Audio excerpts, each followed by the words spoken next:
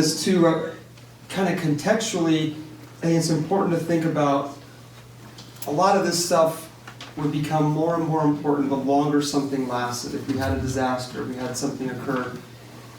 Sanitation isn't immediately a problem, but at the same time, people don't really think about all of the things that could trigger the need for using some of these things. I think, we think about an earthquake, right? And how an earthquake would crack pipes everywhere. And you think about how long it takes for the city, for someone to come out and fix a single cracked pipe and restore, whether it's water or even, electricity, all these different services that we rely on. If you had those everywhere, it would be a long, long time. But even extended power outages, people don't realize that can have, your water can get turned off because of an extended power outage. Cyber attacks, and that could be an entity that does something to computer systems that you don't even, it seems 2 steps removed, but that could sever our services for an extended period of time, depending on how bad that was. Flooding could cause that to happen, landslides, a lot of things. It doesn't take a lot to overwhelm the system, to overwhelm what we have available to us to fix the systems that we have, that we rely on all the time. And in fact, just a couple of cases in point here, and we will talk, these are earthquakes, and those are something, that's something that we know is something that could happen here, and it makes sense to think on things that could happen where we're at. But in Haiti, in 2010, there was an earthquake, right, a pretty severe one, and the earthquake itself took quite a toll, but after the earthquake, there were more deaths and there were more problems than the earthquake itself caused. It's called a secondary disaster. And what happened there was, with all these pipes that were broken and sanitation issues that came up as a result, and the inability to fix them, there was a cholera outbreak.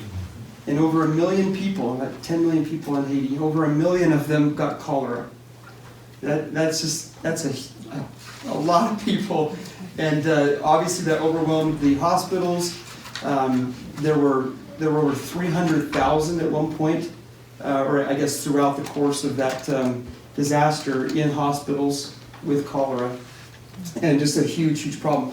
After the event, they investigated and they found that they thought, well, let's just see how this maybe happened, where a lot of this came from, and of course there was more than one source, but one of the main sources of the outbreak was an organized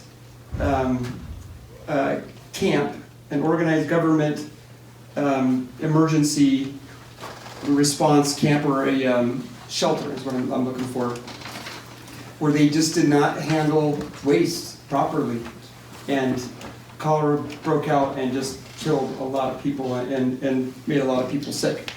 Okay, Christchurch, New Zealand, right? We think of this as this is not a third world country. It's a very developed place, and in Christchurch, New Zealand, there was a 7.8 earthquake, Richter scale, right? And that disaster caused outages, caused a lack of services for 10 months.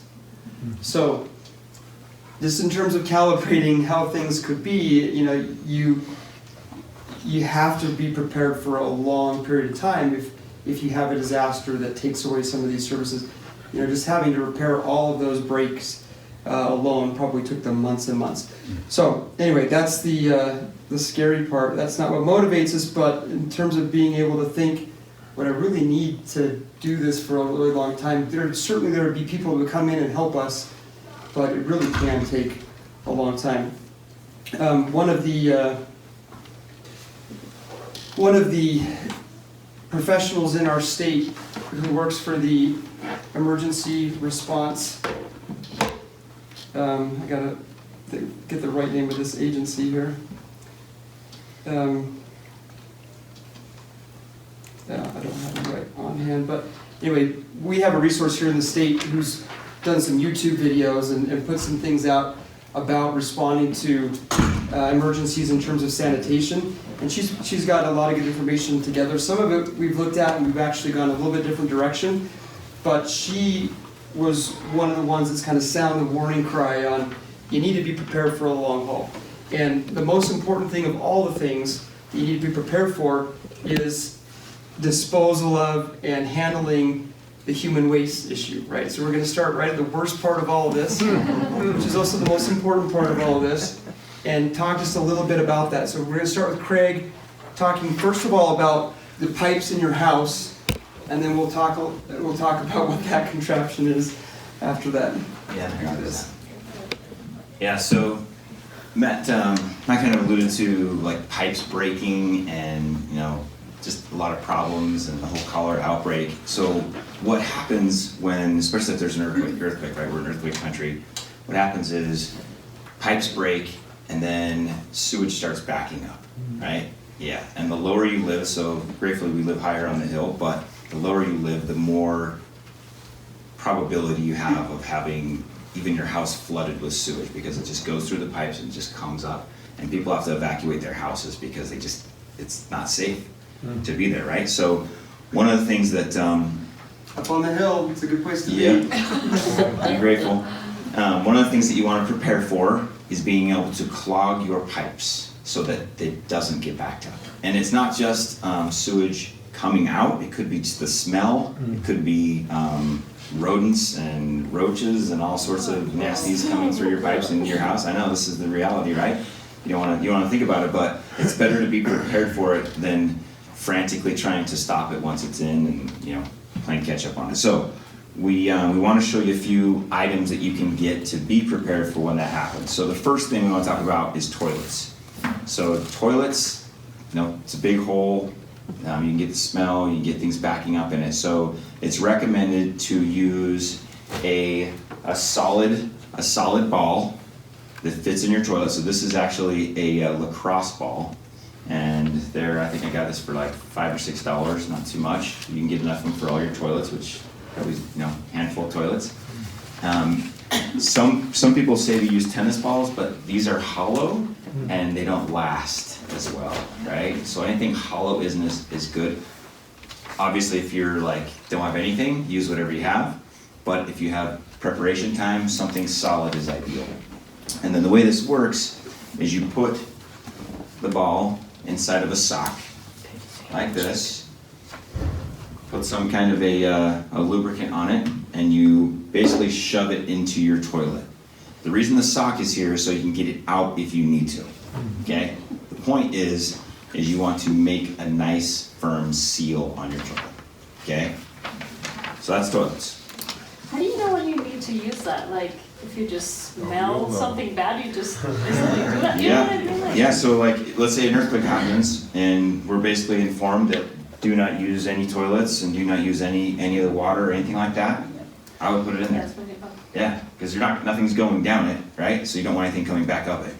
Yeah, or it might be more obvious, right? It might be smell and something coming out, right? So yeah. So the next part is the rest of your pipes, right? So you've got things like your sink, kitchen sink. You've got all the bathrooms. You've got bathtubs. I mean, just think of any pipe that you have in your house. One that people forget sometimes is the basement drain. Yep. Laundry room's another one I wanted to bring up that most people forget that one. So your washer pushes it through the pipe that goes down, right? That's one could be easily overlooked. So anyway, what I did is I went through my house room by room and just said, where are all the possible pipes? And then what I did is I went through and I measured all of them to see how big of a pipe they were. And most of them were around 2 inches. But that's one step that you want to do. And then remember, in your shower, you've got that little, the holes, right? So take a screwdriver, pop that off, and you'll see it's probably a 2-inch pipe that's right underneath that. It's not, it's not all the same contraption. You just take the cap off. So anyway, so once you've done that step, next step is how do you block those and have the equipment you need to block those when you need to block them. So you can get balls that will fit it. I mean, that would work, right? The best thing that you can do is to get some of these, okay? So this is called a test plug, and it's for plumbers. And the reason it's called test plug is because they test pressure when they're installing pipes and things like that. They'll put this in one of the pipes and block it off so nothing, it'll hold pressure. And then anyways, that's what these are made for, and they come in all sorts of sizes, and they range from $5 to $8, $9. They're not super expensive, and the nice thing about these is they have the rubber underneath, so they're really solid. They'll give you a nice firm seal, and then you've got the wing bolt up here on the top, so you put it in and you basically you spin it, and it just like basically just like pressurizes, so you can't get it out unless you unscrew it and pop it out. So the other nice thing about these is the rubber gives you a nice seal for any kind of odors or anything like that, and then you have the nice metal top. So if you do have, you know, critters and rodents and things that are coming up the pipe and they're maybe chewing on things trying to get out, I know this is awesome, right? That metal will stop them. So we're just being, I'm glad we did this topic first. I know, we're not done with the worst yet, I'm worried about how it's gonna go. I'm glad I'm not talking about the next one. So anyways, test plug, okay? Test plugs are really great. And then, I don't think we have this on the handout, but other types of pests that we could have would be like, you know, flies and things like that. So having some fly tape on hand is not a bad idea, right? Just like things like that, just think through like if you were camping, right? Like what kinds of things would be helpful to have. So I think that's it as far as like the drains and clogging drains and making sure you're prepared. Yeah, right. So, well, I'm in that line of business construction, but every house, right where the sewer goes out of the house, there's a clean out. Yes. I don't know if you know that. Yep. Usually in our houses, it's right in the front yard. In the front, they Yeah. cover it with the metal, so if you throw dirt, they can find it, metal detect it. I think they're 3-inch, that's a 3-inch pipe. Yeah, 3 or 4. Some might Yeah, have they're 4. they're good size. Yeah. I wonder if there's something that you can put down that instead of all these bathrooms and drains, and is there something that we could put down? Yeah, I don't know. Just, now, Salt Lake requires a backflow valve for that reason, Yeah. so let stuff out, don't let stuff in, but Utah County doesn't, so they don't do it. Yeah. And actually in our research, we did find the backflow as an option. I think you're right, less people do it. But a lot of plumbers that I've talked to rip them out anyway, because Oh, really? a lot of stuff gets clogged there, gets hung up there. Yeah. One other thing that Matt just reminded me of, sinks or items that you can't put like a ball in, right? So think like your sink, right? So you got the little, Bathroom sink especially. right? yeah, so you pull the little lever and it seals, so it gives you a nice seal that way. And then duct tape can be good. Just duct tape. This could get it maybe done. just be like all 6 months, we could just say, mostly just use duct tape. Yeah. See the stock, the Make a store tins pile out that of it we've for next got. month, right? All sorts of fun things now. Because don't you have to do the overflow too? That little hole at the top of the sink? Yeah. Overflows You'd have to on tape that off, Yeah. because that would give a smell. Yep, exactly. So duct tape works really well. So, and sinks aren't as big of a deal as the toilets. It's the hydrogen sulfide and methane that can cause real problems besides just unpleasantness, right? So that's part of why, I mean, the toilets are the #1 priority and the most important thing in terms of like survival type issues instead of, things that wouldn't be great and you'd want to do whatever you can. And if you can get it beforehand, right? Getting some balls and some test plugs and like some duct tape, right? Instead of frantically trying to like get like towels and stuffing them in, like it's way better to be prepared that way. So anyway, I think that's it. And that's part of all of this, is like, there's a lot of things that we need to think through and things that we would do as a community and things that we would work solutions that were better than others. Right now, what we felt prompted to do is to get supplies and just have the things on hand that then we could be smart, we could work together, and when we talk about this next piece here, there's a lot of things that we want to be thinking through the best way that we would do it as a community. But if you don't have this stuff on hand, it'll probably be pretty hard to find dense foam rubber balls after there's been something that goes wrong. And right now it's super simple to just grab some of that stuff. Even like you go to pet stores and there's different sizes, like with balls for dogs and things. You just grab a few of those and just have in your storage. It costs you a few dollars. So I say if you really look through this and you brought that piece of paper that we just talked about and we're going through today, on a shopping day, you would be able to get most of this stuff and just be done with your sanitation categories. Be like, okay, I feel like I got what I need. Okay, on to more pleasant things. So that's in your house, and we live up on the hill, and so we probably wouldn't have a constant problem. You know, it would be good, best to be able to get it off out of the front. But what they talk about is just within your own system, whatever dries there and stays there, and dealing with that. Whereas if you live down in the valley in a low point and you live close to like a sewage treatment plant, a lot of people in those situations would have to abandon their homes to be safe, because it would just be there, and it would just be everywhere and constant. So count your blessings, right? This is nasty, but it could be worse. Okay, so this is a privacy tent. We're going to talk about a different context a little bit later, but for now, this is a privacy tent. You notice that there are two latrines in there, and there's a reason for that. Urine is actually safe. Urine is not dangerous unless you have a kidney infection. It is not really a dangerous thing. And so urine and solid waste together make putrefied waste, which is one of the more toxic things on the planet, actually, and really, really bad. And so it's recommended that you try to, in the words of Offspring, keep them separated, and have these two to the extent possible, right? There's little kids, and it's not always possible. But urine, really, these seats, which are on this QR code, you see this product link QR code, and we've talked about this in months past, but this is just a list of products, and you can see these for like $10, $15 tops. You could get, what I would suggest, 2 of those. And for one of them, it's just a standard bucket. I probably would have the bottom just punched out of it, and that could just be, used anywhere. It doesn't really matter where that goes. It does matter where this one goes. And let's see, the bucket doesn't matter. It's a standard Lowe's bucket. I like the motto, though, do it right. That might actually be applicable. And inside of this, I'm just going to pull this out here. Inside of this is a bag. That's a compostable bag. Okay, so that is biodegradable. And that bag, so this would be for solid waste, right? That bag would need to be buried. Okay, and that's what you could do with that. And basically, the way that this goes, okay, you have a privacy tent. That could be in the backyard, that could be in the garage, that could be wherever you want it to be. But, I know this is the worst part, when we get through it. When the bag is used, and it could be, these bags are not that expensive, and they're on the QR code, the cheapest ones that we found. This is a bag of 100 of those, and it was like $10 or something. So you just think through that, and you get, you had basically 1 or 2 of these per person in the family.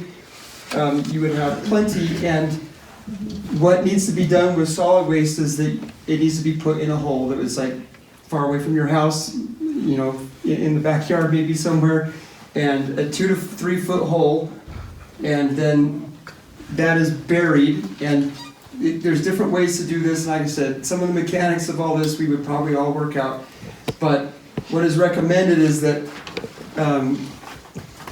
the bag is placed in the hole, it's buried. You could probably have multiple bags in there before it's covered up, and then you could put stones on top of it. But at the very top, you put lime, sprinkled lime over the top, which actually helps the organic matter decompose. Okay, it helps it decompose, and it also absorbs the smell, and so you would have less chance of having animals try to get into it. But that's part of the reason for burying it as deep as you do, and considering maybe putting, midway through some rocks in there as well. Okay, so that is that, and product-wise, which is all we really need to focus on right now, we've got a lid and compostable bags, right? And then 5-gallon buckets. So some other things you want to probably bring up. So the kitty litter that's in there helps with the smell. Ash can also help with the smell. So if you have like a wood burning stove, or maybe we burn garbage, like whatever it might be, ash can actually help with the smell. And then the other thing to point out too is that you guys might be wondering why we have the 6, 5, and 4 gallons right here. So these are just different heights that might be easier for kids, right? Oh, we go demonstrate stuff on that. Anyways, that's what, right? There's different sizes that could be more convenient for different settings. So hold on, the kitty litter in the bucket or the kitty Yeah. litter just in the room? No, when you're burying it. Okay. Yeah, and remember, and that's useful, but the reason that's not kind of one of the main layers that we talked about, or the things we talked about, layers is not the right word, is because there would be a lot of kitty litter that you would have to like get on hand. You can, and that's something to think about.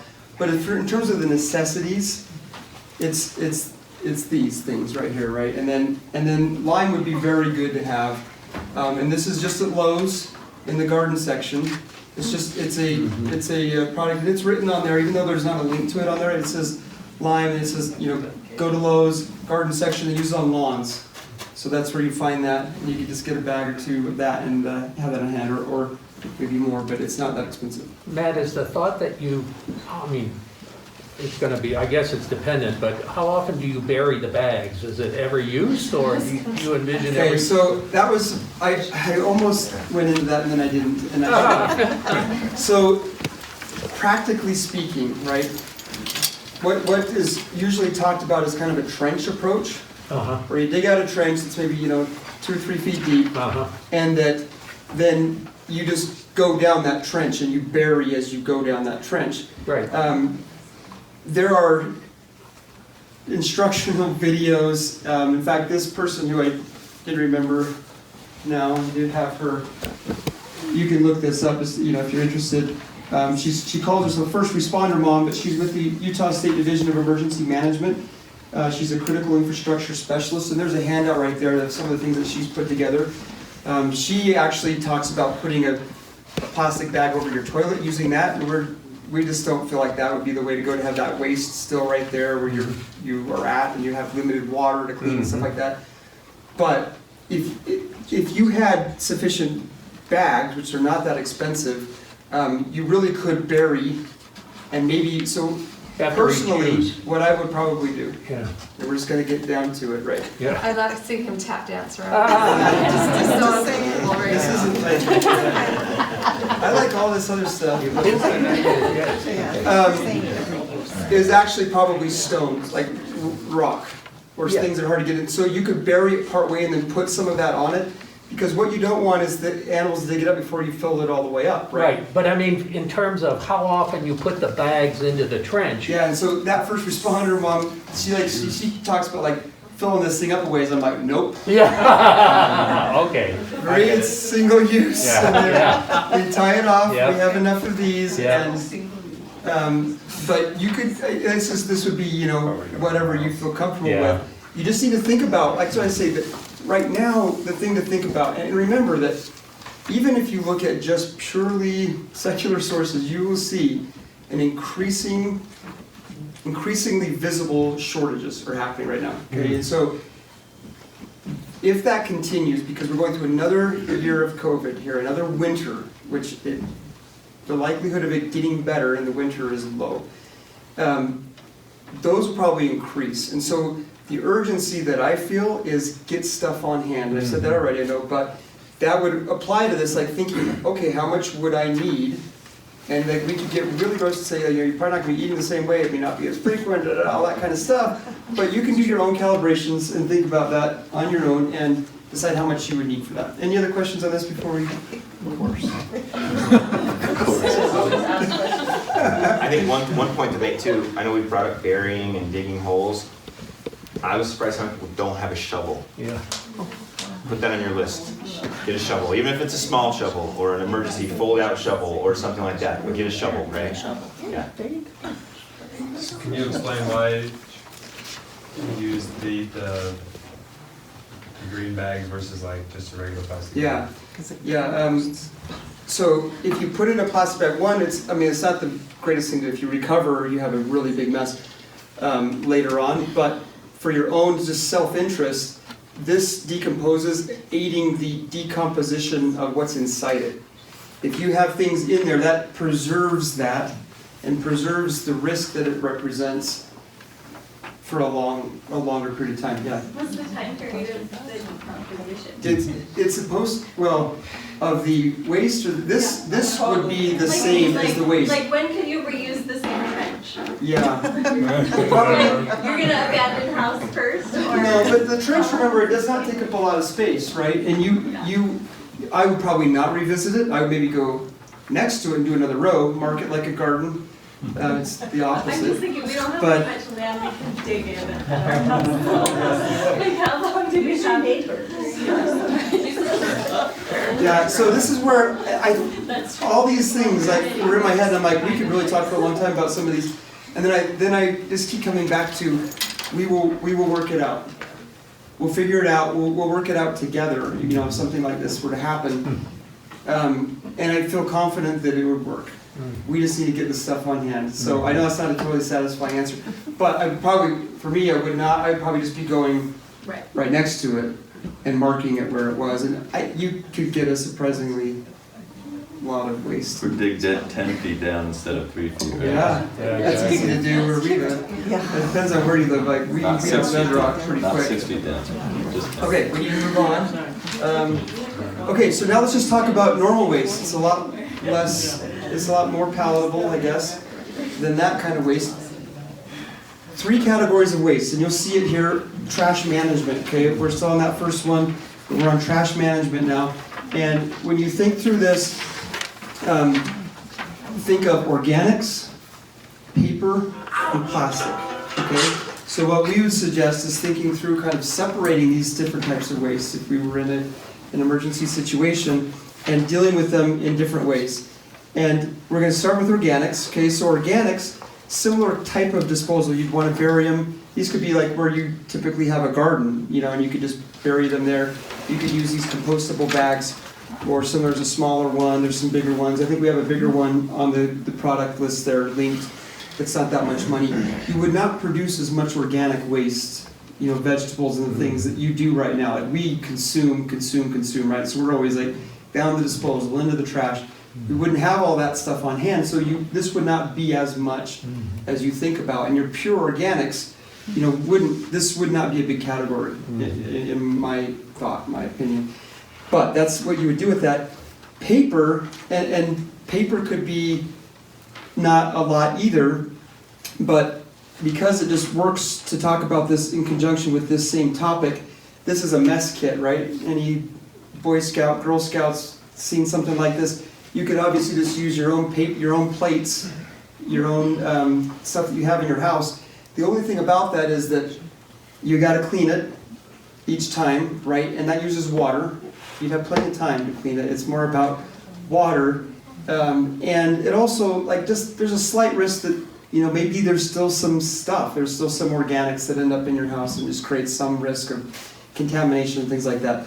So one thing to think about is, and it's not as much as you would think that it would be, this is 285 plates, right? And so if you were to have like one of these for each person in your family and one of these for each person in your family, a similar amount here, you actually could have a year's supply of paper products that then this paper category you could burn. That's the nice thing about the paper category is that you can turn it into ash that then you could use over here, right? And you could actually get rid of that. So like that could be a tin can. That Craig's got all these tin cans for burning stuff. But you could dispose of it that way and really clean waste that way. Okay, the third category, plastics. Those are tougher, right? With plastics, you would just use this. There's no sense in using a compostable bag when you're just gonna have all these things that don't decompose inside of it. So you just put them in a standard trash bag, and you move them away from the house. The one thing about this category is that you'd want the organics to be off of it. So if you're using things that came out of a can, and this is not just plastics, but it's really like plastics and aluminum and things like that, right? The things that you can't burn, the non-paper stuff.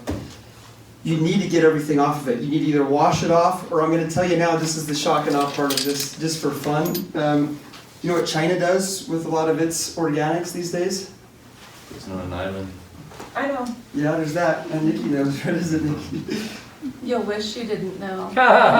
This is true. This is why. China gets rid of 36 million pounds of organic waste each year with this. Oh, you brought them. Oh, I brought it. Yes. You just have to look at them just for a second. Oh, You see that? oh my gosh. That is never going to happen. This is a shot. And then when you run out of This is just food. for fun. This is just for fun. Okay, dubia roaches is right there. That's what China uses to consume like whole cities worth of organic waste. They're flightless and they can't even get out of Rubbermaid, even if the lid is off of that thing. If they get in your house, they actually die too. Yeah, they can't survive. So I don't I care. just show you that because in my house, we raise reptiles and amphibians and things, and we feed those to them. So we just happen to have those on hand. And I learned about China, and I'm like, you know what? I probably put my plastics in this Rubbermaid. It would pick, and just to show you what they can do, we put all of our organic waste now into this Rubbermaid, and they eat all of it in like an hour. It's amazing. A head of lettuce. Oh, okay. I would have Go gone in to an hour. Ellie's. Tell them about the mouse. Yeah. We found a dead mouse in the backyard that the dog had killed. We put it in there. In an hour, it was a skeleton, and by the end of the day, the skeleton is gone. You guys are so twisted. That's why Can't wait till next I'm in this. Anyway, okay, so with that shock and eye out of the way, the main thing is, right, that you remember that this category, you need to clean it well. However you choose to do it, you're using water, you want to try not to use a lot of water, but you need to clean it off because when it's disposed, you don't want animals tearing into it, creating problems there, or you don't want it to introduce stuff that can come with just organic sitting around. Or just come to our house and we'll have Yes. We'll have they do reproduce really fast. Okay, Craig, let's go through this real quick so we can kind of speed up here. So Craig and I are now going to talk about this last category in this upper section, which is just hygiene items, right? And we've kind of broken them into two different categories. Hygiene items that you probably already have, you just want to make sure you have enough of. So when you are running out of something, you're not going to buy the thing that replaces your only set of it, but maybe you have a few of them already and you're keeping ahead of that. And so that can include things like toothbrushes. Actually, one thing I'll point out real quick, as you're Yeah. talking about these, a lot of these items was like a trip to $1, right? I mean, it's not that expensive to go and get a whole bunch of toothbrushes, flossers, Q-tips, razors, scrubbies, right? And there's all sorts of things, but the point is the first category is the items that you use every day, right? Like, some of these are, like the warehouse stores, things like that, but yeah, you can stock up on a lot of this really quickly and not very expensive. And it's important to try to not get overwhelmed with this category either. Like, you don't need everything you always use, right? So we try to put a few things on there that would be the most important things. And you can probably think of others, and feel free to jump in and suggest others. But like, soap, body soap, antibacterial soap, deodorant, toothbrushes, toothpaste. We've got hand wipes and dish soap, detergent. And this is 180 loads of detergent for clothes, and so that goes a long way just to have an extra one of these sitting in the house. And you're like, hey, I got a good stockpile of something that I would need there for clothes. And so that's most of the things that we had: disposable diapers, disposable feminine hygiene products. Toilet paper and paper towels, right? So those are some of the things that you probably already have. You just want to make sure you have enough of. Now, the second category are a few things that you may not have because they're weirder, but you would want to have. Let's start with this one right here. Are you saying it gets weirder than it's already been? In this category, in this category, these are things that you probably don't have, but you would want to have, and you wouldn't be able to find them if something had already occurred. There's several different kinds of clothes washers. So if you have your detergents, right, your extra detergents, how do you wash your clothes without a washing machine? You can either do it in cement buckets like Matt and I did in Brazil on our missions, right? Or you can use something like this. There's a bunch of different kinds of it, but basically all you do is just put your clothes in water and you just wash your clothes, right? That's pretty basic, that's all it is. And there's a link to these types of things that just, some people, in some of these emergency prep sites, they talk about plungers even, right? You could just use a plunger. Yes, they are plungers. They are like it, right? Wise child, whose kid is that? So anyway, that's one item, and they're like $15 or something like that. Some things you don't think about: dental scaler, teeth cleaning. And you laugh at this and think, well, we really wouldn't want to do that, but you probably would want to do it. And actually, I already used one, and I've never had a cavity, so you can actually use those and accomplish maybe not cavity extraction or extractions and things like that, but just keeping your teeth clean. And then one of the real aha ones that I think is important here is you think about bleach, right? So having bleach could be useful to put in your rain. I'm blanking on the word. Your water capturing tools that I can't remember the name of, but basically just a trash can or something that's underneath your gutters, or however you are capturing water. A few drops of bleach keeps algae out of it and keeps it clear and things like that. But this is the big problem. We initially just had this on the list, but Clorox or bleach, generally, you know what the shelf life is? 6 months. Right there. 6 months. But did you know that what it is actually made of is calcium hypochlorite? This is a 1 pound bag of calcium hypochlorite. You'll find this at Lowe's in the pool treatment section. This is the equivalent of 200 gallons of bleach. Oh. Right there. Okay, so 200 gallons of bleach, and it's cheap. 2 of these, so this is 400 gallons, and that's our year supply of that type of disinfectant for clothes, and you can use it for other things as well. And there are other things, but this is just one way that you can satisfy. You can get that category. And it has a 10-year shelf life. Yes, thank you. Yeah. So I mean, it's all right here. We try to do the comparison, right? So you can see like the comparison. 1 gallon is 1 gallon, right? It lasts for 6 months. 200 gallons, 10-year shelf life. So it might be a good idea to keep both on hand. And then if anybody's interested, some of the things that I do on some of our bleach is I'll get like our old vitamin D droplets, that kind of thing. Instead of just throwing them away, I'll tie them onto things like this, where the recipe calls for X amount of drops per gallon when you're sanitizing your water, that kind of thing. But if you want to take a picture of this, I think I found this online somewhere and made some modifications to it. But little things like that you don't think about, but when you're in the moment, it's like, oh, hey, how much do I put in? I don't know, right? Can't Google it, right? Internet's down. But those are some helpful items as well. Okay, and now, and then real quick to another. And then here, let me check these real quick. Yeah, okay. So a couple of the other ones that we missed. Clothesline, right?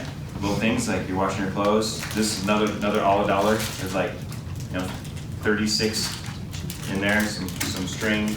And then Matt touched on some of like the disposable diapers. But what happens when you run out of disposable diapers, right? So you can do what my parents used to do is the non-disposable, right? So the cloth diapers and then the little plastic covers that go on those. If you have kids, probably a good idea to keep some of those on hand. Yeah, And then in addition to that, it's also recommended that you have non-disposable feminine hygiene products as well. So just so you know, I won't go any more into that, expansion that. Thanks. Okay, now, yes. Wait, what do you dispose of? How do you dispose I'm gonna go in here for a minute and do the rest of it from inside. How do you dispose talk to of him after, like disposable diapers? Yeah. Like, How do you dispose of is it them? like a bury them? Because Yeah, you would have to. Are they biodegradable? Yes, eventually, not as quickly as this is, but that's what you would need to do. And they do, actually, I think some of them are more so than others. I think that some of them are sold that way. You don't wrap them up though. You don't like you do when you throw it away. You wrap them You backwards. leave it alone. Yeah. Leave it open so that. Interesting. That on the Will outside. cockroaches eat a dirty diaper? Cockroaches will eat anything. Yeah, you might as it would eat some Yep, they would take care of that for you. Just saying. Okay, so the last thing, just because it's hygiene, we did talk about this in water, but just remember too, we were gonna have 2 of these. This would not be the same structure. This is a separate structure. We're gonna have 2 of them. So also like the shower tools to have, and that is one of these. We have one on there that's taller than this, that is recommended, what we recommend for the shower, and that's what didn't come on time, unfortunately. And then this can hold water. It actually heats water too, just because it's black there. But Matt? So, oh yeah. generally speaking, when these things happen, how long are you on your own for? So- Some of this makes it look like, your first 5 years are going to be rough, but after that. Okay, so 2 layers to this. One is, remember I mentioned Christchurch, New Zealand, okay? The 7.8 earthquake there, which is a significant earthquake. We have potential for even stronger than that here, but that was 10 months. Okay, that's how long that lasted, that event, without services. They were without services for 10 months. Haiti, like, in some ways, Haiti was years. But what we feel like is important is to kind of try to just match what we have done, what we're trying to do with our food storage, with our water, and just think of up to a year. Like, just kind of think that's what, at least in my mind, is important, but longer term than just, a couple weeks, I guess, is all I can really tell you. I feel like aiming for, several months, 10 months, a year is probably a good way to go. Okay, so that's just we did talk about those. Those are important products. And just to finish this out, clean water and filtration is the last part of sanitation, and we're going to move on to vitamins and turn this over to Shauna. But we did talk about this before, and even though we did, this is one of the most important things that you should get for water, and this is that filter. It's $30 filter, Sawyer Squeeze, and it's on that product list. It filters 100,000 gallons before it's done, and it can just gravity filter 500 gallons a day, which you would not need that much, but just to show you it's quick. It's something that's really, really useful, and of course, clean water would be very important in an emergency. Okay. One thing real quick. Yeah. Some of you probably noticed the palette that this is on. Mm-hmm. So the reason that's in there is for like showers, right? So the thing you don't think about is as you're taking a shower and like it starts being muddy underneath you, right? So you've got this palette that you can stand on. So And you can put- if you have one. You could put a rubber mat on top of that so you're not getting slivers or something, but just something to lift it off the ground is what we've thought of that just kind of stood out as something that might be important there for the shower. You wouldn't need that for the latrine, but something to think about. Okay, any questions on sanitation? It was super simple, right? Nothing easy about it. Okay, so we're going to talk about vitamins now and first aid. All right, we're going to be kind of faster on this section. We really felt like the hygiene area was the most important. We lived in this neighborhood. There was one stool in the wrong place. The whole pool shut down for an entire week. Like, can you imagine what would happen if all of us are having to bury stuff? That's kind of the priority, is because that's a community-wide thing. Nutrition is more of a personal thing, and there isn't really a one-size-fits-all solution for you guys. I want to back up to a little bit to like the 1600s, 1700s. Back then, there wasn't air traffic. Their primary way of going a long ways was on boats. And so they would get on a boat, and sometimes they'd be on there for weeks on end. And they would eat all the the fresh stuff at the beginning of the trip. And by the end, they were eating things like crackers, like basically like flour and water. And they noticed that their teeth were starting to fall out. They were like having these wounds that wouldn't heal properly. And they had no idea what was going on with them. And eventually, in the mid-1700s, there was a doctor who figured out that they didn't have vitamin C. They weren't getting the fresh fruits and vegetables, and so they were getting something called scurvy. And that became an insult for pirates. Like, you see the typical pirate, he has like the eye patch, he has like the peg leg. Like, we think, oh man, he must have been like in this fierce battle. But really, I mean, maybe he was like scrubbing the deck, and he got a sliver, and then he just like had no immune system after that to be able to fight off the infection. So we kind of need to look at the food that we're eating now and think about what nutrients those are coming in, and think about our food storage, and are we going to be eating the same? And if we're not, where are some of those gaps? So vitamin C, I think most of us are doing okay with that right now. We have good supply chains bringing food from like all over the world, but If we were to go to a situation where we didn't have those supply chains coming in, we're not going to be having the same fresh fruits and vegetables. How is your food storage on things like fruits and vegetables? Most of us are probably going to need to supplement with some vitamin C, so that's one of the things on the list. Some of the other vitamins that I see commonly, I'm a family nurse practitioner, and some of the things that I see all the time in clinics, vitamin D. It's estimated that about half of the US population is low on vitamin D. And there's a few reasons for that. There's a couple of places where we can get vitamin D from. One thing is that we can get it from the sun. Our body can actually produce it. But there are some things that can interfere with the vitamin D production. We think about ourselves. So if we're wearing clothing, that can interfere with the vitamin D production. For vitamin D to happen, you have to have most of your arms exposed, most of your legs exposed, your face, for like 10 to 30 minutes, like around 15 minutes a few times a week for your body to produce it. So if you're wearing clothes, if you're wearing sunblock, that can interfere with that production too. And you also have to think about environmental factors. So if there's smog in the air, if it's overcast, if there's volcanic ash, any of those sorts of things are going to interfere with vitamin D production in your body. So that's one way we can get it. The other way is through food. Now there aren't a lot of foods that are naturally have a lot of vitamin D in it. Some things like canned meat or like fish has it. Some of the nuts have it. But a lot of the vitamin D that we're getting in our diet is coming because it's been added to our food. So things like milk, they've added vitamin D to the fresh milk. If you can't do dairy, a lot of the almond milk, a lot of the soy milk, that has that fortified in. So you're buying it fresh, it'll say right on it, fortified with vitamin D. Now what happens if we're not buying that fresh from the store? If we're having to eat that from our food storage? Well, a lot of the canned milk is not fortified with vitamin D. So you're not going to get vitamin D through canned milk. Powdered milk, usually the vitamin D content is about half that in that. So we're not going to be getting as much from our food storage. And so that is one that I would definitely recommend that you think about is vitamin D. Breast milk is another one. Infants, they don't get enough if they're solely breastfed. Once they start having like fortified cereals, they get it. But before that, it's recommended that they have vitamin D drops. Did you want to add anything for vitamin D?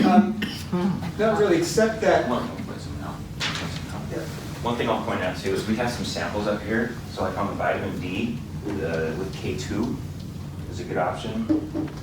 Sodium sorbate is it's vitamin C. It's a version of vitamin C, which those are really good options. Yeah, so the K2 helps with absorption, right? And so that's important. The only thing I was going to mention is that some of these, when we were researching them, some of them are like 5,000 international units a drop. Okay, and you can actually overdose on vitamin D, and some people do. Like there's like everyone gets 5 drops today, you know. And we were looking at this. Like there's been some just in the last few years studies showing that excessive vitamin D supplements, especially, might lead to kidney and heart issues, an increase in fractures and falls, and even certain types of cancer. So between 600 and 800 is what international use is what an adult is recommended per day. This one it's on the product link right there is 1,000, which is fine, and it's I think it may be 1,000 or 1,200. But just a reminder there that you can't overdo it, whether that's right now or it's in the future. And I actually think when it comes to vitamin D that it'll be important to go out and sunbathe for a few minutes. You notice how many fewer people are sick in the summer than in the winter, and that's part of it, right? That's not it, but that's not all of it. That vitamin D that we get from the sun, to me, there's no substitute for that, getting it from that source, and so, you know, that'll be important too, I think. That's it on there. Yeah, absolutely. Any of those vitamins, like we have this mentality, oh, vitamins are healthy, I need more of that. And so we want to take lots, and we don't really think about that too much of it can sometimes be harmful. And vitamin D is one of those classic ones. It's really, really rare to get vitamin D toxicity from natural sources, either the sunlight or eating. But over supplementation, we're starting to see some of that. And it does cause things like nausea, vomiting. It increases the calcium absorption. And so when you have extra calcium in your body, one of the first things it does is it starts to crystallize and it causes kidney stones. So that's kind of one of the last things you want to have going on if it's the middle of a disaster is you don't want to be giving yourself kidney stones. So just be careful. All of these things are great, but we want to do it in moderation. So going along with vitamin D, calcium. So vitamin D helps with calcium absorption. So calcium is another one that most people are too low on. And again, calcium, a lot of that we're finding in our, like the fishes, the dairy. A lot of the green vegetables are really great sources of calcium. So you want to make sure that you have enough calcium sources. A couple of the other ones, anemia, that's another thing I see all the time. So anemia is low red blood cells. So the red blood cells are the part of your blood that carry the oxygen around. And oxygen is really important. That's kind of what keeps your cells alive. So there's 3 things that are really important as far as vitamins for forming those red blood cells. Iron is the most important one. Your red blood cells have iron in them. A lot of people in the country are low on iron. If you want to know for sure if you are, go get your blood tested. Just a regular routine medical checkup will tell you that. People that are especially at risk, pregnant women, because their blood volume has to increase like 50% to support a child. Women in general, because we're losing it more often. We're losing it, so we're having to replenish it. So women of childbearing years, that's a danger factor. And then a lot of us in our Western diet are getting our iron through meat sources. You can get it through protein, like sources like legumes and some vegetables like spinach and things like that, but a lot of us are relying on meat for that. So what happens in a disaster situation? A lot of us have a lot less meat, and so we're not having as much. So vegetarian, forced vegetarianism is when we see it a lot. Meat can be expensive, and so kind of lower income. So in our food storage, if we don't have a lot of meat, legumes are really important for that. So like the dried beans, the dried peas, those sorts of things. And then also you can supplement with vitamins. But again, we have to be careful with that one. We want to make sure that we're getting enough, but there have been cases of accidental poisoning, especially in children, with getting too much iron. So there can be too much of a good thing. The other 2 ones that are really important for anemia, vitamin B12 is a really important one that can cause anemia. Again, that one, a lot of us are getting our sources from meat. You can get them from legumes, but it's more easily absorbed from the meat sources. And so that's going to be a danger area for us. We definitely recommend that you have some B12 if you were going into an emergency situation. And then folic acid is another one. It's one of the B vitamins. It's important for red blood cell formation. And what folic acid is really important is in pregnant people. It's really important for like the cell division, rapid cell division. And so if you're forming a baby inside of you, there's a lot of rapid cell division. And if people don't get enough of that, it can actually cause some birth defects. So if you're thinking of becoming pregnant, that's definitely one on your list. A few of the other good ones, most people are doing okay on zinc right now, but zinc is really important to increase your intake to boost your immune system. So if like beginning of a cold or something, zinc is a good one to add. Another one that's really commonly deficient is magnesium. That's one of the elements. Most people are low on magnesium, so that's a good one to add. Especially if you notice like muscle spasms and cramps, things like that. That's one thing that you're going to want to add is magnesium. The sheet that you guys got is kind of like the bare basics, the most important ones. I know that some of you guys are probably wondering like, well, what sources of food do I get those from? Or like I have a child, what's the daily thing for that? So I do have a more comprehensive one here that it'll tell you like what the vitamin is, where you can find it, what the vitamin does, and on the back there's an age-specific vitamin chart so that if you want to know, like if you're older or if you have kids, what those are. In general, for vitamins, children obviously don't need quite as much as adults do because they have a smaller body. Your vitamin needs usually increase as you get older, and that's because your absorption decreases as you get older. Your body can't absorb quite the same. How to evaluate vitamins. And so, again, it's so personal on how your diet is. If you're eating a variety of stuff, you might be just totally fine and you might not need to supplement at all. But there are some common places, like the vitamin Ds, the iron, that are some kind of common pitfalls for us. Think about your food storage. If all you have is white flour, you're probably going to need to supplement a lot of things, and so maybe a multivitamin, especially a prenatal that has like a higher B12 and folate, might be the better choice for you. So those are some things to think about. Anything else to add? Yeah, I was going to say, a lot of the multivitamins are not great. Like, they don't have what you would hope they'd have. You see it, you think it's a multivitamin, it just, it must have everything I need. But what we've seen is, what really the thing to shoot for with the multivitamin is that it has B12 and that it has iron in it, especially those two, and usually they'll have zinc in it too, but B12 and iron, and then the other things, vitamin D, vitamin C, magnesium, and calcium, you just buy them as a standalone. and not try to get it through the multivitamin. But the prenatals, I was afraid I would get pregnant if I took them, but it turns out I haven't. And those prenatals, like, they were the best by far. You see the example there? I brought one too. There was another. The reason why prenatal is called that way is because it has more folic acid and B12. That's what it makes it a prenatal. The things that you would really want to have, right? And so there's a link to the least expensive one we found online. You could just buy some of those, but it really isn't that complicated to get the basics, I guess is what I want to say, because this could be just really overwhelming to think, oh, I got to get all these vitamins, but if you were just to think through those kind of 5 things, those 5 different ones, it's not that bad. And then decide, and in that sheet that she referenced, so I'm trying to reference is right over here if you wanted to have that more in-depth quantities and things like that to go from there. But those are the basics. And I guess I just throw in there too, electrolytes, important. You get potassium and sodium that helps even in cell repair. And you see lots of times these powders out there these days that, like, you can pour into a drink, and those are good things to have on hand as well.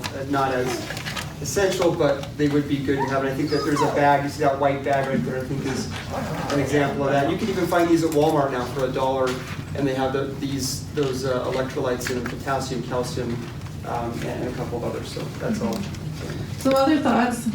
Sometimes we're tempted to buy the big thing at Costco. The most important thing is, like, especially if you have kids, make sure your kids try a small amount. There's no point buying a giant thing from Costco if your kids aren't going to eat it. Some other considerations. Storage, if it's more of a powdered version or like a tablet, that stores longer than if it's a liquid or it's like a gummy. So anything with like oil or water, it will go bad faster. A lot of questions we get is, oh, it's past expiration. Like, if I get it now, what happens if like a year from now? Most of the powder kind of versions, it may lose a little bit of potency, but as long as it's stored properly, like in a cool, dark place, I would totally take it if it was a year or two afterwards. It may be like 98% of what it says on the bottle, but most of it's going to be okay for a little while after. So I wouldn't stress too much about that. And then, yeah, just look at the bottle. I think sometimes we get caught up by like the number. Sometimes for those of us, it's just easier to kind of look at the percent. So if you look at like the back of it, it'll say like the percent of the daily value.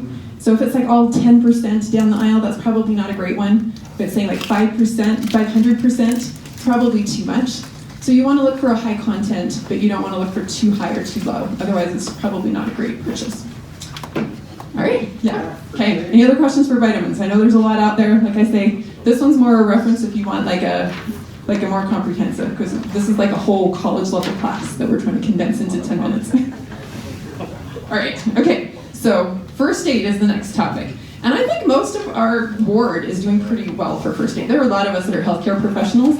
So if you have questions, chances are your neighbor knows something about first aid. If you are the type of person who just wants to go and buy a pre-made first aid kit and that's your style, power to you. Like, sometimes that's just easier. Just make sure you have something at your house. If that's your style, I recommend that you at least kind of look in your kit and find what's in there and know how to use it, so that if something came up, you know where to find it, know how to use what's in there. I really prefer building my own, partly because I like having some extra stuff in here, but also like the pre-made ones, sometimes they don't give you a whole lot of it. They give you like 1 or 2 little tabs of something, then you use it up, and then it's gone, and then what do? Buy a whole new kit for like that replacement. So I prefer that. I have different sizes for different things. This is more my home one, and yeah, I do have other stuff too, but I love pockets. Pockets help organize. Dividers help organize. Pockets are a great thing. So just find a bag. It could just be like an old backpack. Joanna's going to show hers. Like, compartments are great. Some of my other ones, like this is more like my car size one, and I've added a bunch of stuff to what was already in there, or like a small hiking one. So think about like your setting. If it's like a work one or a car one, you probably want to add some things like if you have prescription medicine, add a few extra things in there, feminine hygiene supplies, contact lenses, instant ice pack, those sorts of things that you might need on the road that you might not need at your house. Some of the essentials, we're just kind of keep it basic, but the really essential items to have in a first aid kit, things to cleanse and disinfect. So we're talking about like soaps, hand sanitizer, alcohol. When I was in my undergrad education, I went down and did a study abroad down in Guatemala, and working in the health centers there in the communities, number one thing that we saw all the time was just infected wounds, like simple little cuts, and and they weren't able to clean them, they weren't able to keep them clean with bandages or anything, then they would get into like this nasty infection. So like seriously, number one thing that you should have, thing to clean your wounds really well, and then bandage kind of things to keep it covered so that the dirt and stuff can't come in and reinfect it. So all kinds of different sizes of bandages. I find that the pre-made kits, the bandages are really not good, they don't stay. So I like buying my own. You can buy liquid bandages, different gauze sizes, non-stick things. Ace wraps are one of my favorite things on the planet. These things are wonderful. My personal pick is the one with the elastics, because when your kids go to play dress up with the other ones and they lose the clips, you can't use them anymore. So these are great, you can wash them, you can use them for all kinds of things. One of the first rules for first aid is keep yourself safe. So you want to help other people, but you don't want to put yourself at risk. So make sure you have some personal protective equipment stuff. So things like gloves, so if you're handling somebody's blood and you don't know where they've been. We've learned masks are a really important thing these days. CPR barriers, so there's different things if you were to have to do CPR, if you know how to do that. There's either like little masks that you can do. I have like a little keychain face barrier, which is just kind of a little plastic shield that you can put on. That's something that if you needed to do CPR, you're not putting your mouth on somebody that you don't know.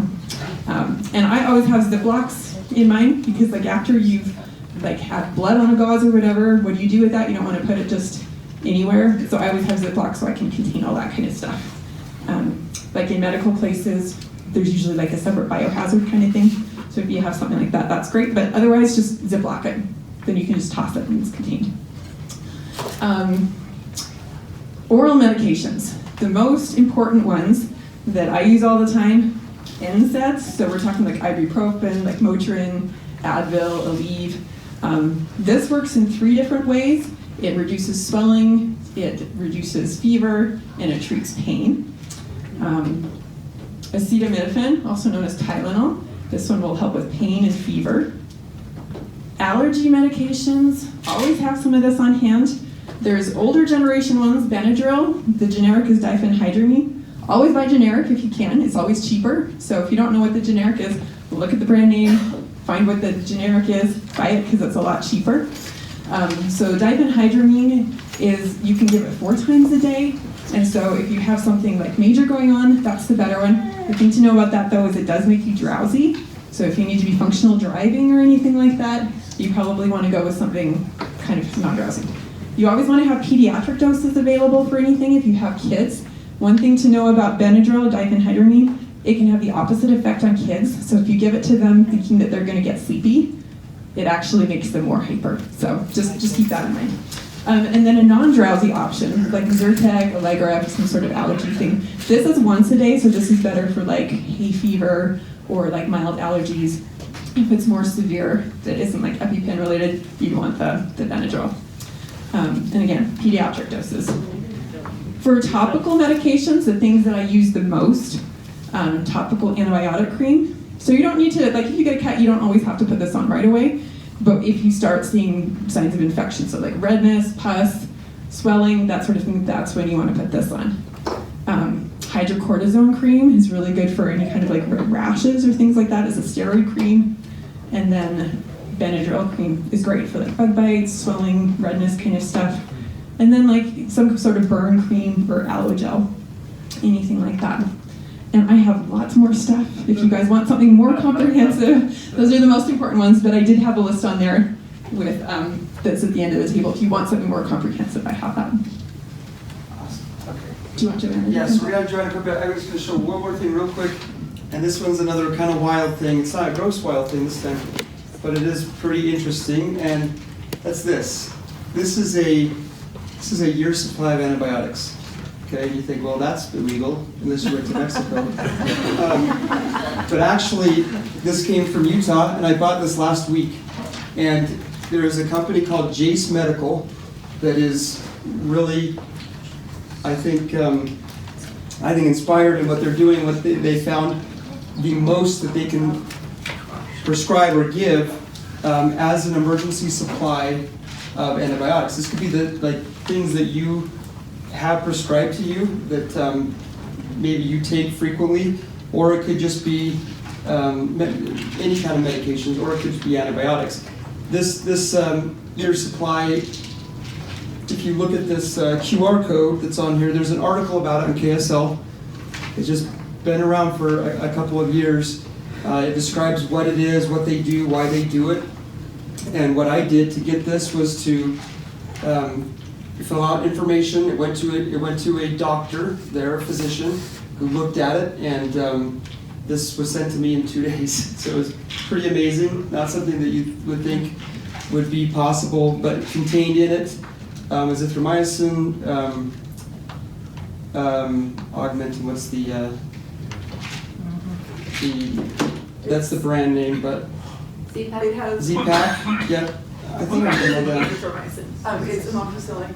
Amoxicillin, that's what, yeah. So anyway, several, now obviously huge caution here that, and Shauna would spend a lot of time talking about this, but these are obviously, these are prescriptions, you don't take them lightly. In reality, for me, this is something that goes into a protected place, and then I call Brandon Green, or I probably don't call him. If something falls apart, I probably go to him and say, what would you recommend? But I have it on hand. It doesn't supplant the need for medical professionals, but what it does do is it enables me to have that on hand if there were an emergency. Will they prescribe any medication, or is it just antibiotics? No, they do. They have two separate programs that, like, if you have something that you're prescribed for, that you have a chronic situation, they can do that as well. But also antibiotics. And this is just kind of like a kit. It's just like, it just comes with these things. You know, they're in some of these there's 120 tablets, and some of them there's like Z-Pak is just 6 tablets. It just depends on what they could do legally. Okay, so that's all that. And then really, you know, all the first aid stuff we talked about, I know it can be overwhelming, but you have a shopping list here that would be a minimum. You could do more, you could do different, but there's like 5 bullets on things you could create your first aid kit with. Those pre-made ones, just to echo, most of them are just junky. They just have some things, they don't have good things across the board.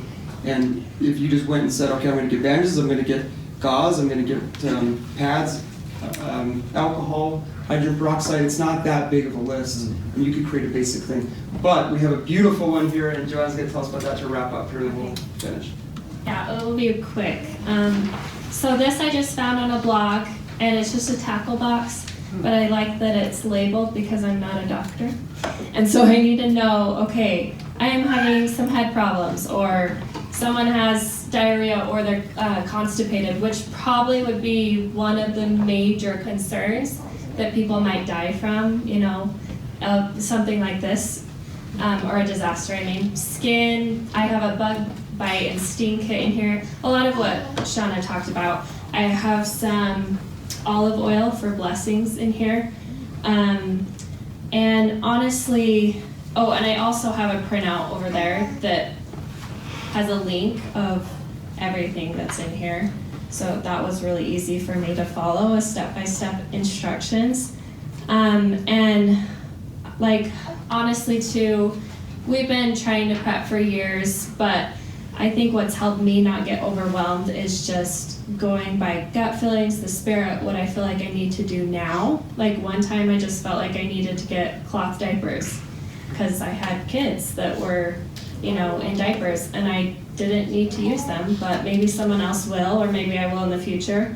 And then one other thing I just wanted to point out, this is like my, so it has like a lot of these things that Shauna talked about, but then I also have more of a natural remedy first aid kit from a resource I found. Her name's Claudia Orgill. She talks a lot about how, like, you know, we have our food storage, but if we get sick, we're not going to be needing that food storage, right? So this is a big area of concern. And if you don't have access to pharmaceuticals or antibiotics, that's really cool, because I've never heard of being able to even get antibiotics just because. There's a reason it's there. Yeah, it's awesome. But she has some resources, I won't go into it too much, of, you know, natural, more herbal remedies that have been placed on the earth, that probably a lot of these things were created from, right? These antibiotics came from some plant somewhere. And the Book of Mormon mentions, you know, there was a fever and they used a herb that helped. So something, if you're interested in to look into, is some more natural remedies that can take the place or help when you would need an antibiotic. So just another spin, because I like to look into that stuff, but I won't go into it because that could be forever. Yeah, no, and come up afterwards and just look through. It's really amazing what she's put together, and Sean as well. But we're out of time, overtime. Something, I think, in the solid waste just took longer than we expected. But I actually love the two things that Joanna said there to end. One of them being, there are natural things, and this is another thing that's on that QR code. This is a kind of a flip chart type thing, cards of local plants that we have that are all around us that actually have different medicinal properties and what they are and how to use them. Woman in Bountiful put that together, and it's really, really cool. So there's a link there if you want to get that. But the other thing, and most important thing, is that as we've been going through this and just interacting with a lot of people through these several months, we've noticed kind of three different things that just wanted to mention as we finish here. One is that there are a lot of people feeling prompted to do more with their preparation. There's a lot of people, and if you haven't seen it, I just go out there and start asking people their thoughts, and you'll find that there are a lot. I'm guessing that a lot of you have seen it, that you've seen that a lot of people are feeling this prompting, urging to do something, not out of fear, but just being prompted. And then the second thing is that there are really neat differences we're seeing in what different families feel like they need for their family, and depending on where they live, because some of this stuff now has gone to a lot of different places. We didn't do this for that. We've had people come to us and ask us for some of this stuff, the videos and some of these one-page handouts per each of our months. And different people feel prompted to do different things. And different family situations feel prompted to do different things. And just following those promptings is what is most important. Because you will feel prompted in what you should do for you, for your household, for your family. And the last one is, different people have different gifts. We all have different strengths and talents, and we really are most successful if we're looking outward. We're doing this for ourselves. We're trying to help others around us. Some of this stuff may come more naturally to you than other things, and if you turn to your neighbor, you turn to others, and you say, "Hey, some things I figured out," or something that you've learned, through the process of this. You look to others in your families, or you look to others in, friends and different people, and you try to share that. To me, you'll be more aided in the stuff that you do if you're looking outward and not just trying to accomplish it for yourself. So anyway, that's how it's been for us. It's been a really neat experience as we've gone through it. And next month's going to be very interesting, and we'll get to that where we do. But let us know if we can help with things as you go through this month, and there's anything that we can do. We do still have the sign-ups for inventories if there's anyone else that still needs one for your food storage, or there's a water one too if you'd like to get signed up there, and we can go through and help you with your water storage and your water collection. But that is all, unless there's any questions. Oh yeah, go ahead and mention that. So just a little bit of good news. I don't know if you guys remember from last time when we had water night, where we talked about these emergency wells. The good news is we were able to get several people to donate, and we've got one for our neighborhood now. So which is awesome, right? So we can get more if there's more interest, having strategically placed in the neighborhood if needed. But we do have one now, so that's pretty awesome. So anyways, I wanted to share that good news. We've got those. Not that we'll ever need it, because we have water coming up all over the place, but. Are we still putting one in the Howell's house? Yeah, we're putting one in the house, in their basement. Just come over. Bring your own cup. Bring your own cups. BYOC. Any questions? Any questions or anything? We can talk through stuff afterwards too, as long as you'd like. If there's things that don't make sense to you, you want to talk more about. But Liz, would you do a closing prayer?